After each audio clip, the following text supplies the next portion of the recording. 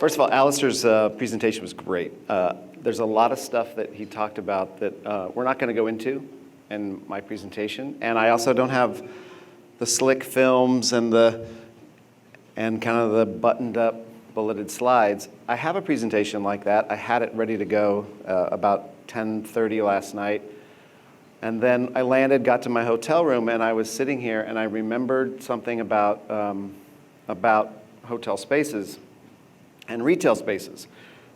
Michael introduced me to Miguel 3 years ago. He's the founder of WeWork.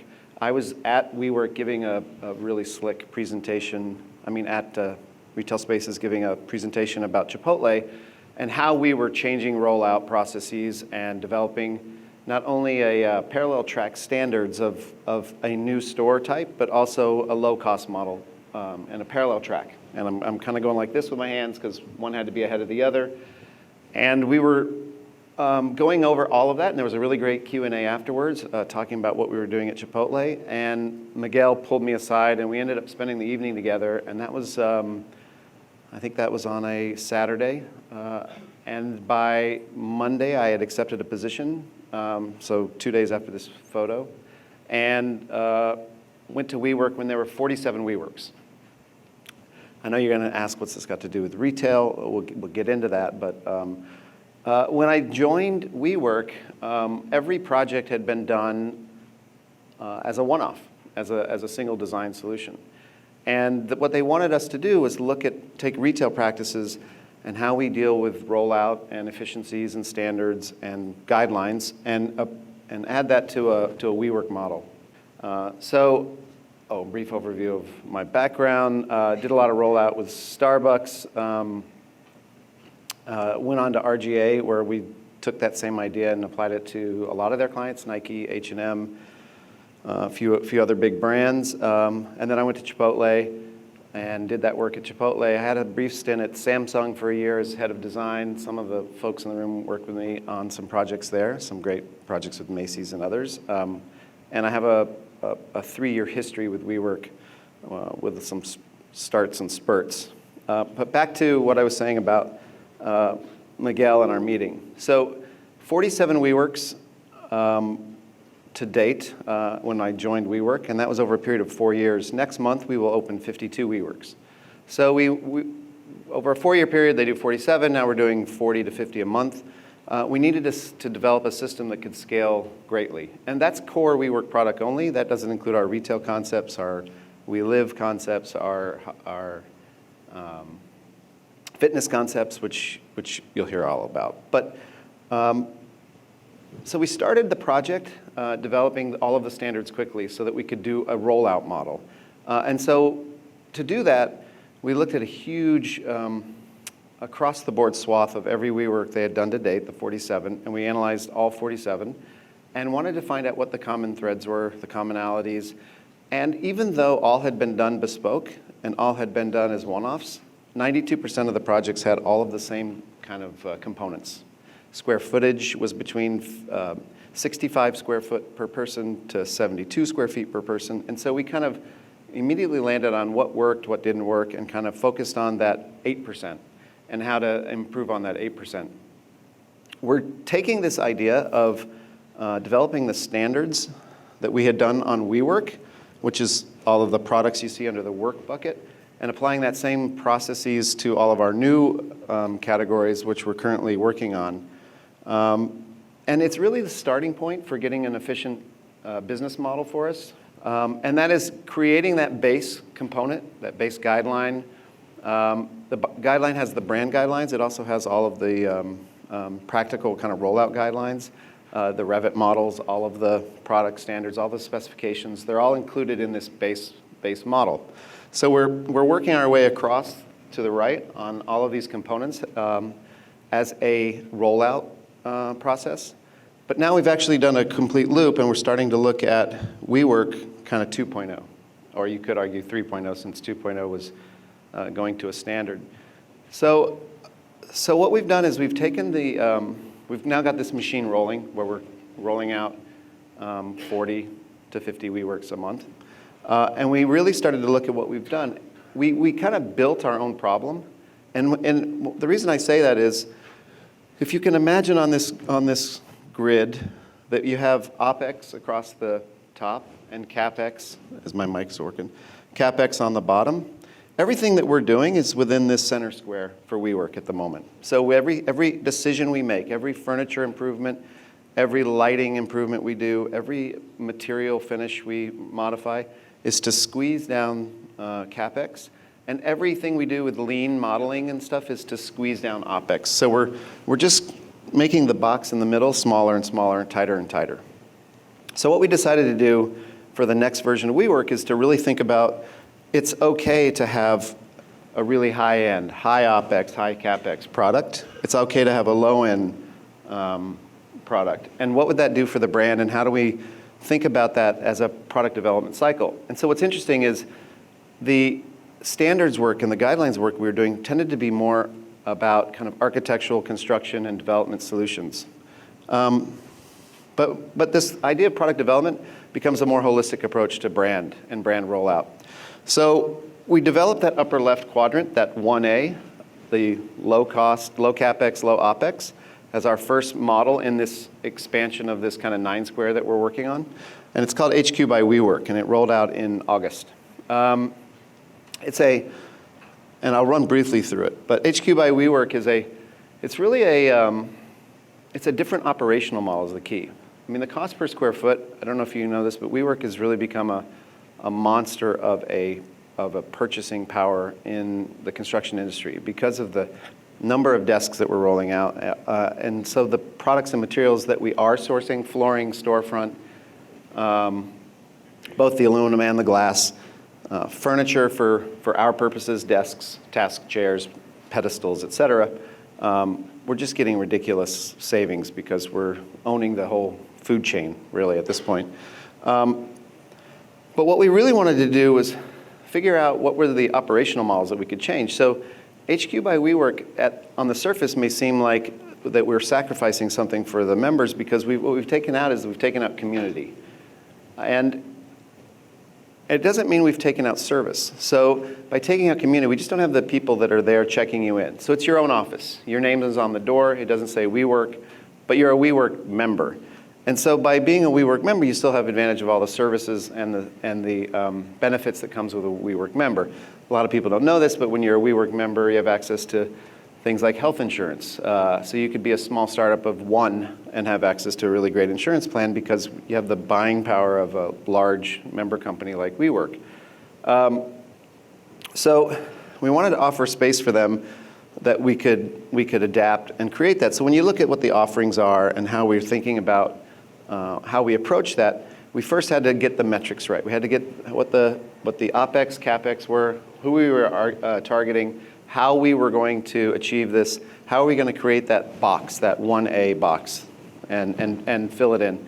And so we really started to target all of these metrics and to get to some sort of system for developing that. Just like we had done, though, for the rollout model, where we had a very tight genome.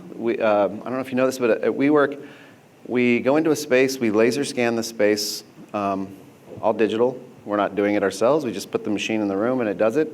That information goes into the computer. The computer has a script which automatically draws the floor plans. And then the design manager's role is really just to say, okay, how do we make the entrance better? Or how do we make the pantry a little bit better? So the entire WeWork is actually laid out, automated. And then we just kind of hone and refine that. So it's become a crazy machine. Our team wrote the genome originally, and what we've done over time is just modified this genome. So what because we own the experience from start to finish, we know like if the conference rooms are in use. To give an example, 60% of all meetings are 2 people or less. And I say less because there's 1 person sitting in the conference room doing a conference call. Two person or less, and 60% of those meetings are using an outside conference meeting system, not our own. So knowing that we can actually start to shave the way we do our conference rooms. We can shrink our conference rooms.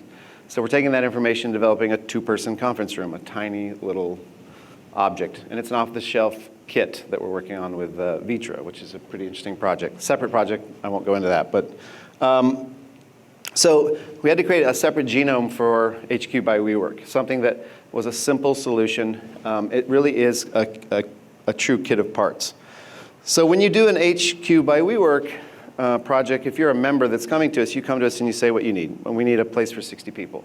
And so we have a precise genome of what you're going to get for 60 people. It's based on our data. I think I said the 47 WeWorks, only 92% were the same, only 8% were custom. We kind of know now what a firm of 60 needs. Now, I say that with a lot of hesitation because we're working on another project now where we're actually doing it by activity, not by member size. And so that'll be the version 2.0, which I'll briefly talk about. Then we allow them to upgrade. So we allow them to change the way that they're thinking about their space. So they can come in and they can adjust the conference room, they can adjust their reception desk, they can adjust their open space numbers, and we kind of quickly calculate that and we roll that out. And so you can see this kind of buy-up model that we're creating as HQ by WeWork. It's a lot different than the flagship WeWorks that you go into because this is a very prescribed kind of product. We have 4 design styles that they choose from. So they say, I need an office for 60, but I want an extra conference room, and I want to do it in clean canvas. And so they get the furniture package, they move in, and they end up with a project like Thrive Global. Ariana Huffington was our first HQ by WeWork project. And it wasn't that she didn't want to be in a WeWork, it's that she didn't want to have WeWork on the door. So she needed her own identity, she needed her own brand, so she became our kind of first client. And you'll see there's some simplicity to the architecture, the design, the interior design. This is day one. So this is what the HQ by WeWork base layer looks like. Now Thrive Global is coming in and they're adding their brand. They're adding their neon sign. They're adding a piece of art in the conference room. So all of that is the layer that the brand will add. So what's interesting about HQ by WeWork is that was us focusing on the product level. We're doing that same process, like I said, across the board now. So we're looking at the retail model. We're looking at retail model is a big one actually right now. And I know many of you have heard we're working on retail. And you may have even seen images of like WeMarket rolled out. That's actually not the retail. That's our honesty market that's within all of the core WeWork products. It does have a light retail component, but it's really more like the newsstand. It's embedded within the WeWork. It's where you can get your lunch, you can get chargers that you might be missing. That's not actually the retail product that we're working on. The product that we're working on is in this process at the moment right now where we're thinking about it holistically. So it's in the process of getting a name. It's in the process of figuring out what that right configuration is, what the right size is, what's the right offering. But what's really interesting about it is we're not focusing it on a consumer experience. It's actually an extension of the WeWork business model. We're trying to figure out what anyone with a retail idea, a retail product, a retail concept could become a WeWork member, take advantage of the services, the network, and as well as the global footprint. By the end of the year, we'll have 400,000 members in 400 locations in 87 cities in 27 countries. And so if I create a widget that I think is a valuable offering, I can suddenly be in 400 locations overnight. That's the concept of our retail model, is that we're going to become a platform for people to get their product out there quickly and in the hands of people to try it. And so it's really more of an extension of the work model, of the business opportunity, of the entrepreneurial spirit that we're trying to do with our retail model, as opposed to changing consumer experience. We think that the consumer experience will change by the nature of the way we're working on the kind of back end of how we're setting up that project. The product development team, though, also works on a lot of things. I touched briefly on like the 2-person conference room. We also look at everything at different scale. And I know these seem obvious, but what happens is a significant change to any one of these buckets has a ripple effect across all 4. So I'll run you through a few, and these are literally like hot topics with code names. We're using the oldest trees in the world as our code names right now, so bristlecone is the oldest tree in the world. It's dumb, but there's a reason for it. I won't even tell you, because if I tell you, then you might go around saying it, but HQ by WeWork wasn't called HQ by WeWork internally. It had a code name that was a color, and for the longest time, all of the salespeople, even Ariana Huffington, were talking about this color, and it was not a good color. It wasn't one you would want like to hang your brand on. And so people started talking about WeWork's color. And so we realized we had to create way more obscure code names for our projects so they didn't stick, so they weren't attractive. So bristlecone doesn't sound good, and we know that. Because we don't want someone to walk around going, hey, I moved into bristlecone. And so we've created this kind of silly nomenclature for the way we look at product development now. So we're working on things like that other box now. So we're the bottom right component of what's the high-end WeWork look like. And I say WeWork with reservation because, again, HQ is a separate brand. The high-end might be a different brand. We're not sure where that's headed yet, but it's in the works. But things like Project Ivy is as simple as a lav. I don't know if you guys have been in an airport. But when you're in the bathroom in the airport, the entire sink's covered with water. We're trying to figure out a way where we can mass produce a solution for wet sinks that still allows a place for a bag to go while you're washing your hands. And so this is just one rendering. So we have 9 labs being manufactured right now. They'll be installed in a week in our headquarters, where we have a prototype station section of the 4th floor. And we're just going to be testing bathrooms, the sinks in the public. So everyone will be coming in and washing their hands outside of the bathroom so that we can watch where the water's going and their patterns and habits. It's kind of silly, but it's the way things will work.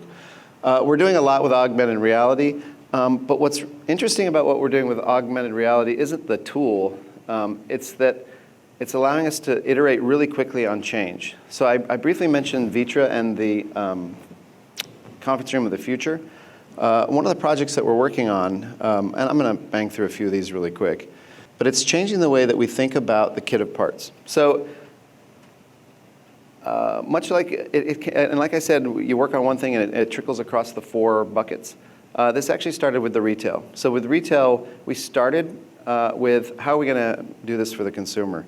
But as we started to do that, we realized that and to Alistair's point about going from 10 years to 10 months, we started to realize that the retail model is something that we really need to focus on for the business side. And what does that mean? And give them a platform where they can change. And by doing that and thinking about what that means for the temporal nature of the project, we started changing the way that we needed our space within our WeWork at the ground floor. And so that led to a change in our storefront, which led us to develop a modular system of storefront, which is rolling out in November. And so the storefront, I'm sorry it's at the bottom, I don't know if you're seeing it on the side, but the storefront in a WeWork, which is all of WeWork, when you walk in, it's the black, bronze, aluminum with the glass, has been used now since its origin, 7.5 years ago. What we did was we said, okay, that's a monolithic system, so it's mounted to the ceiling, it's mounted to the floor or the knee wall, depending on the condition. And to do any modification to that, we actually have to have a demolition crew come in, which means we'd have to shut the WeWork down. So we've never done that. We've actually never modified a WeWork. So we wanted to create a system which would allow us to change that so we could not only affect any of our members, but it grew out of this retail project. How can we create a space on the ground floor that's more modular? So we had a quick 4-month process where we've now created a whole new storefront system called Mode, which is modular. It allows you to pop in and out of the panels without removing the header and the base. And that's resulted in this just snowball of change. So by creating modular panels, you get a reveal. By creating a reveal, you have something you can now put some into the reveal. So instead of desks being on the floor, we're looking at desks mounted on the wall, which means we could have power in the stick, which means we could have the lighting in the desk, which means we no longer need to run wiring. So there's this snowball effect of change now. So now we're building our first prototype of an entire WeWork, where we're reducing all of our wiring components. We're manufacturing everything off-site, and everything's going to be coming in modular, and that's going to have our retail project in it. So it's an interesting way where product development may start in one location, but it ends up really affecting everything else. So what started as retail, and this presentation was originally going to be focused on retail, really became a discussion more about how the idea becomes the kind of genesis for complete change across a brand. So where we used to have a conference room, we now have activity bases. Where we used to have an office, we now have activity bases. So what I mean by that is it used to be if you got a 4P, you had a 4-person office. But what happens in a 4P is actually about 33 different possible categories of activity.